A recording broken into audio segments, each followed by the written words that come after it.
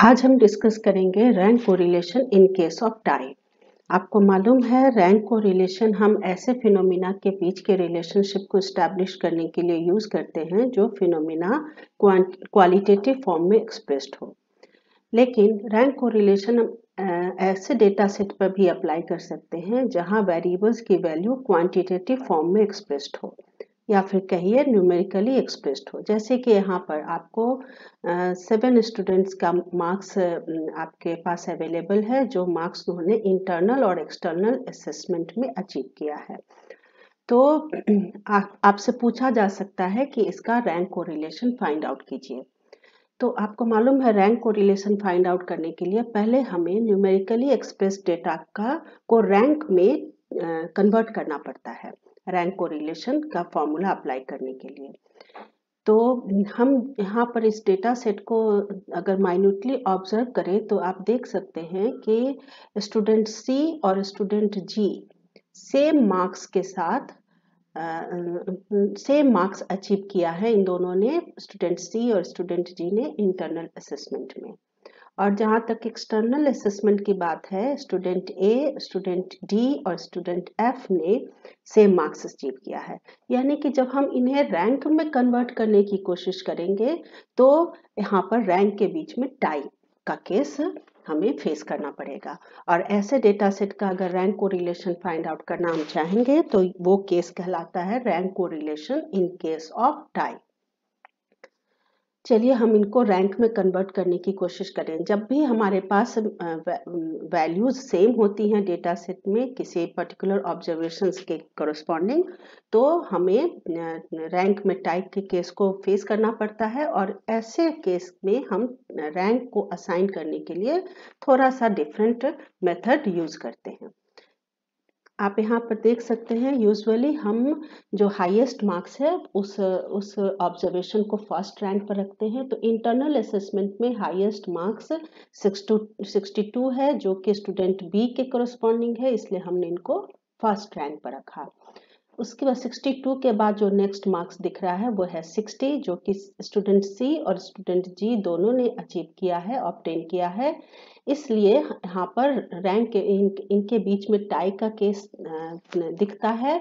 और इनके रैंक को असाइन करने के लिए हम क्या करते हैं, हम अगर मान लीजिए इनके बीच में वैल्यूज जरा सा डिफर करती तो माइन्यूट डिफरेंस होता है इनके वैल्यूज में, तो ये इनमें से कोई सेकेंड रैंक पे आते और कोई थर्ड रैंक पे आते।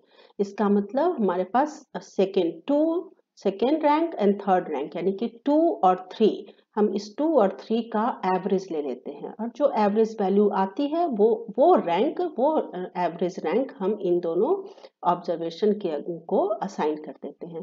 तो आपको मालूम है 2 और 3 का एवरेज बनता है 2 + 3/2 यानी कि 5/2 यानी कि 2.5। तो ये 2.5 रैंक सी को मिलेगा और यही 2.5 रैंक स्टूडेंट जी को मिलेगा। अगली वैल्यू है आपके, अच्छा अभी तक हमने क्या किया, first rank, second rank and third rank को डील किया।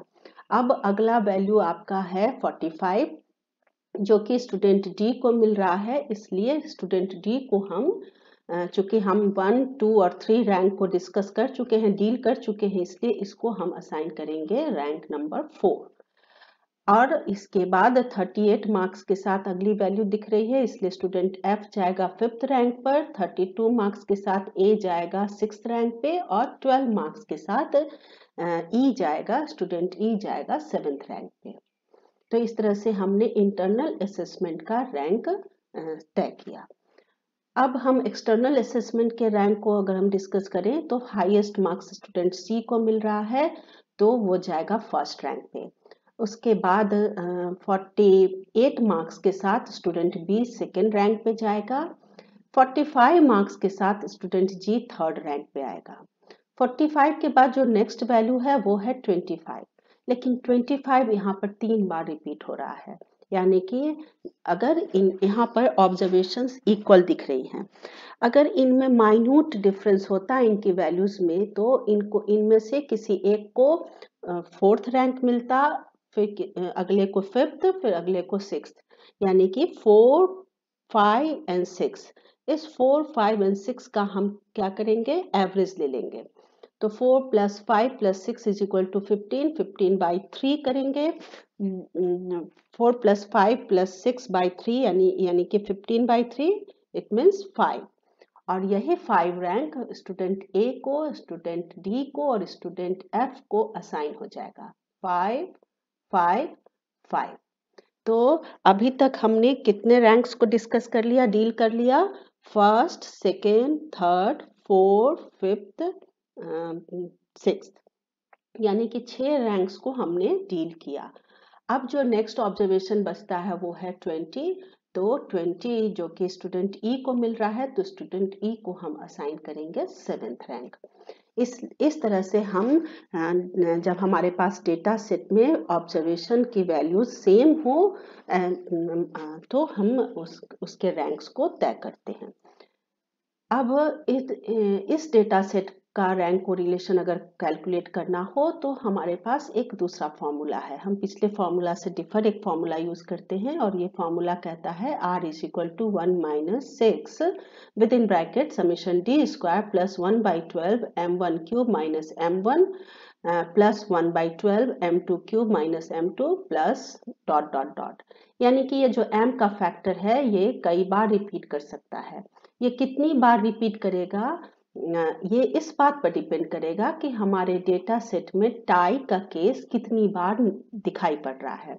तो आपको दिख रहा होगा पहला टाई का केस 60 के लिए है, इसलिए M1 का रोल एमर्ज किया। अगला जो टाई का केस है वो 25 के लिए है, इसलिए M2 का रोल एमर्ज हो रहा है। अगर किसी और वैल्यू के लिए भी टाई का केस आपके डेटा सेट में होता तो M3 का केस एमर्ज करता, लेकिन हमारे पास टाई का केस सिर्फ 2 ही बार एमर्ज किया है इस डेटा सेट में, इसलिए सिर्फ M1 और M2 का ही स्कोप इस डेटा सेट में दिख रहा है। अब हम तय करेंगे कि इस M1 की और M2 की वैल्यू क्या हो। तो M1 की वैल्यू वही होगी जितने जब फर्स्ट ऑब्जर्वेशन जिसके बीच में टाई है वो कितने ऑब्जर्वेशंस कितनी बार वो रिपीट हो रहा है। तो आप देख रहे हैं कि ये 60 कितनी बार रिपीट हो रहा है, 2 टाइम्स। तो कितने ऑब्जर्वेशंस के कोरोस्पोंडिंग इनकी वैल्यू सेम है वो हम काउंट कर लेते हैं। तो 60 2 ऑब्जर्वेशंस के कोरोस्पोंडिंग 60 सेम है, इसका मतलब M1 की वैल्यू होगी 2। अब M2 की वैल्यू तय करने के लिए हम देखेंगे कि वो जो ऑब्जर्वेशन जो सेकेंड वैल्यू है जिसमें टाई का केस हमें दिख रहा है वो कितनी बार रिपीट हो रहा है। तो ये 25 कितनी बार रिपीट हो रहा है, 1 2 एंड 3, यानी कि M2 की वैल्यू हो जाएगी 3। n आपका जो आपके फॉर्मूला में जो n है वो है नंबर ऑफ ऑब्जर्वेशन। तो हमें मालूम है कि हमारे पास 7 ऑब्जर्वेशन 7 स्टूडेंट है यानी कि 7 ऑब्जर्वेशन। तो हम इन सारी वैल्यूज को इस फॉर्मूला में जब हम n = 7 m1 = 2 m2 = 3, आपको फॉर्मूला में d² की जरूरत पड़ रही है, तो d है आपका R1 - R2। तो R1 - R2 से हम d निकालते हैं और उसका स्क्वायर करते हैं तो d² निकालते हैं। तो इस तरह से d² की वैल्यूज यहाँ आ जाएगी और इस d² का सम टोटल आपका 5.5 दिखता है। अब हम इन सारी वैल्यूज को इस फॉर्मूला में डालेंगे। 1 - 6 समेशन d² की जगह with in bracket summation d² की जगह पे हम रखेंगे 5.5 प्लस 1/12 m1 है आपका 2³ - 2 प्लस 1/12 m2 है 3³ - 3 और इसके आगे m का फैक्टर नहीं आएगा, ब्रैकेट क्लोज हो जाएगा और डिवाइडेड बाय n है 7 7³ - 7। आप इसको बॉडमास रूल से सॉल्व करेंगे तो r की वैल्यू निकल के आएगी 0.857। तो चूंकि ये पॉजिटिव है और हाई डिग्री दिख रहा है 0.75 से अबव है, इसलिए हम कहेंगे there exists high degree positive rank correlation between internal and external assessment marks. Thank you.